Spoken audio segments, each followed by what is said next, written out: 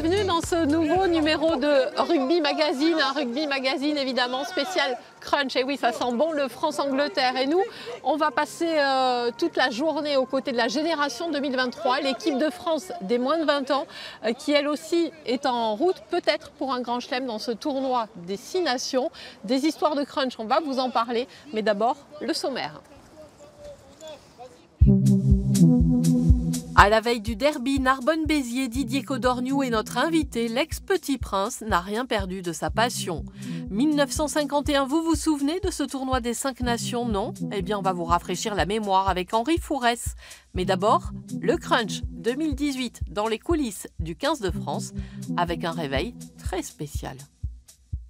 C'est parti, on n'a pas résisté au plaisir de poursuivre l'expérience de l'activation du 15 de France au matin. Exercice un peu lunaire au saut du lit, avant le petit-déj, coup de klaxon compris. Ok les gars, là ce qui est très important, c'est se mettre en position, aller chercher et revenir. Go !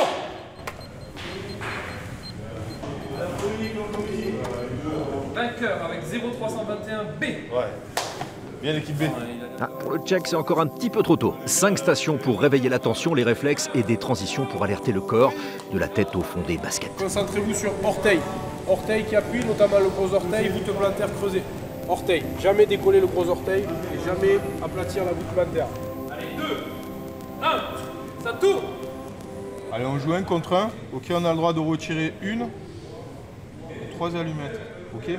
Oui, ici aussi, les allumettes servent toujours à tenir les paupières ouvertes, mais sans contact. Ça pique direct la matière grise. Prends-en 3 aussi. Tu peux en prendre 2. Je vais m'en prendre qu'une aussi. Si t'en prends une, t'es mort. Si t'en prends 3, t'es mort. Le 15 de France dans l'espace. Enregistrer un environnement pour ensuite le parcourir de mémoire. C'est un des principes de l'activation. Gagner du temps sur la mise en service du joueur pour la journée. Savoir se perdre pour mieux se retrouver. Ouh. Sinon, il y a toujours la bonne vieille méthode pour bien se réveiller à l'heure anglaise. Et oui, ce France-Angleterre, ce sera donc à vivre cet après-midi à 17h45. Mais nous, on veut vous parler d'un autre crunch. C'était en 1951. Alors vous ne vous en souvenez peut-être pas, mais à l'époque, c'était le tournoi des 5 nations. On a retrouvé Henri Fourès, c'est un international. Il a compté 4 sélections. Il a surtout vécu un match héroïque. C'est une histoire que nous racontent Didier Laguerre et Olivier Denoum. Il n'est pas forcément resté dans les mémoires et pourtant le tournoi des 5 nations de 1951 est à marquer d'une pierre blanche. Pour la première fois de l'histoire, le 15 de France s'imposait en Angleterre 11-3. L'un des acteurs de cette épopée est installé ici, dans le village de la Bastidette, au sud-ouest de Toulouse, 2500 habitants. Henri Fourès, aujourd'hui âgé de 93 ans, occupait alors le poste de seconde ligne. Mais avant d'en arriver là, son histoire fut un vrai roman d'aventure. À l'âge de 17 ans, il rejoint dans la clandestinité les forces françaises libres au Maroc, puis participe au débarquement en Provence en août 1944 aux avant-postes, avec des missions où le danger est partout présent. Il faut aller déminer des ponts, il faut aller chercher des renseignements, aller attraper une sentinelle, un truc comme ça. Vous voyez. Et je suis rentré dans un peloton comme ça. Alors on nous a sorti le collier. Bien entendu, on était dépouillés de toute identité. Si on se faisait prendre, il valait mieux avaler une pastille. Ouais. La paix enfin revenue, Henri Fourès peut alors vivre sa passion pour le ballon ovale. Formé à Portet-sur-Garonne, il opte 2 saisons pour Valence dans la Drôme. C'est là que le stade toulousain vient le chercher. Le jeu se résume en un affrontement. Oh, ben, celui de cette époque, c'était quand même un rugby bien solide, quoi, bien consolidé. L'équipe de 47 au stade toulousain ou celle d'Agen, c'était du solide. Hein. D'abord, on jouait sans remplaçant. Il n'y a pas de remplaçant à l'époque. Et quand quelqu'un y était, pour prendre sa place, il fallait qu'il soit malade. Hein. Vient enfin ce tournoi de 1951. Henri Fourès, associé au poste de seconde ligne, un certain Lucien Mias, ne connaîtra qu'une seule défaite face à l'Irlande, à Dublin, 9-8. Un point en Irlande où on est battu 9-8, alors qu'on a le buteur qui est dans la tribune grippée, Jean Prat. C'est un pilier qui s'appelait Bertrand, de Bourg-en-Bresse, qui a fait les buts, il a manqué. Et on pouvait gagner, quoi. On pouvait faire le premier grand chelem en 51. Mais on a fait la première victoire contre l'Angleterre, quand même. La France se consolera en effet en s'imposant en Angleterre 11-3 grâce à 2 essais de Guy Basquet et Jean Prat. Mais il aura fallu pour cela attendre 45 ans. L'histoire d'amour avec le Stade toulousain se poursuivra bien au-delà. Henri Fourez en sera le président lors de la finale perdue face à Bègles en 69. Plus tard encore, il contribuera à bâtir un grand club, à l'installer dans ses meubles, le Stade Ernest Vallon.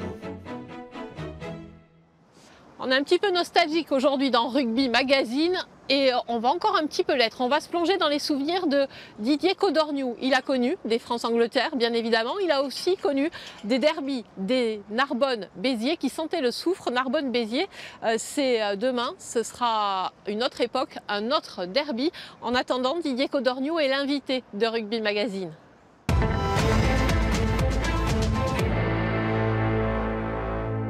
Bonjour Didier Codorniou. Bonjour. Merci d'être l'invité de Rugby Magazine. Alors, ton meilleur souvenir? 79, l'année du titre. Bagnères.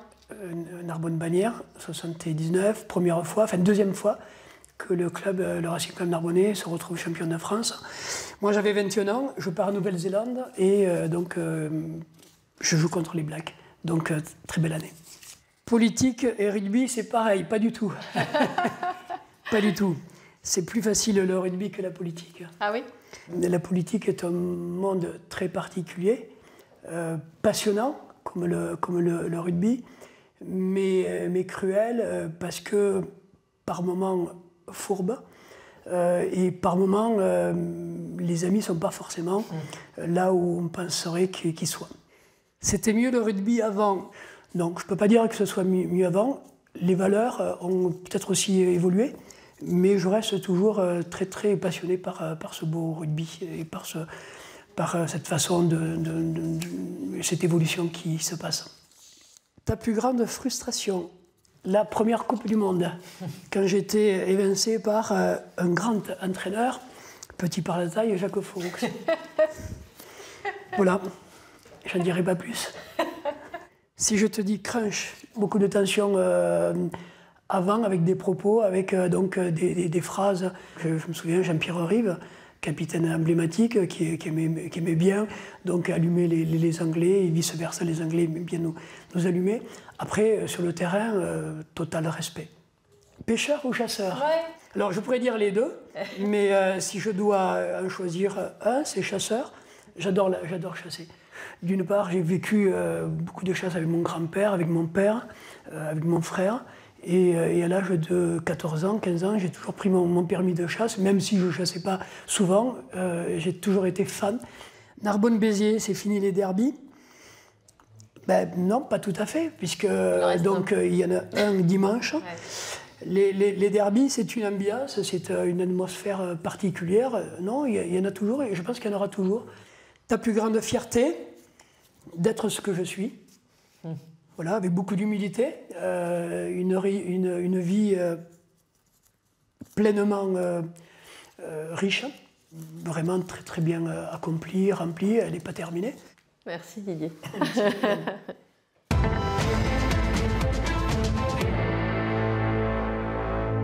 Voilà pour les souvenirs de derby de Didier Codorniou entre Narbonne et Béziers. Nous, on va vous parler d'un autre derby aujourd'hui. Dans le top 8 féminin, Blagnac recevait le Stade Toulousain en jeu. Tout simplement une place pour les phases finales. Une rivalité entre ces filles, des filles qui vont se retrouver demain pour le France-Angleterre, mais cette fois-ci ensemble. Voilà encore une belle histoire que nous raconte Pierre-Olivier d'Amont-Loire. À Blagnac, en ce jour de derby, c'est déjeuner à 11h30, histoire d'avoir digéré au coup d'envoi. Menu de sportive, viande blanche, pâtes, yaourt et fruits frais. En fin de repas, les Blagnacaises entrent déjà dans les rituels d'avant-match. Elles vont passer 1 heure en salle de vie. Depuis le temps que je patiente dans cette chambre noire, j'entends qu'on s'amuse et qu'on chante au bout du couloir. La plupart ne sont pas adeptes de la sieste digestive. On se fait des tresses, on joue aux cartes en chantant du Cabrel. Chacune gère la pression à sa façon. C'est pour éviter de trop y penser, justement se mettre trop dans la pression et après déjouer. Donc c'est pour faire passer le temps aussi parce que c'est un peu lent. Alors voilà. Pour les internationales, ce derby est un match particulier. Sur le terrain, en club, il n'y a plus de copines et on se retrouve après ensemble. Alors justement, est-ce que c'est difficile ça? Non, après on a l'ambiance avec le club, c'est pas compliqué, c'est juste après à la réception, on sait très bien que c'est nos copines et moi je les connais depuis 5 ans, certaines filles c'est mes meilleures amies et on arrive à faire la part des choses. 13h30, arrivée des joueuses du stade toulousain, c'est juste 5 minutes de voiture depuis le stade Ernest Vallon. Très vite, place à l'échauffement sur le terrain, l'état d'esprit est exactement le même. On joue contre les filles avec qui on joue en équipe de France. Donc forcément, c'est toujours un peu particulier, mais après, ça reste de bonne guerre.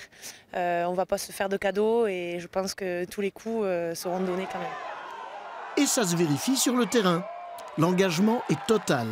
Au décompte des cartons jaunes, Toulouse l'emporte 2-1.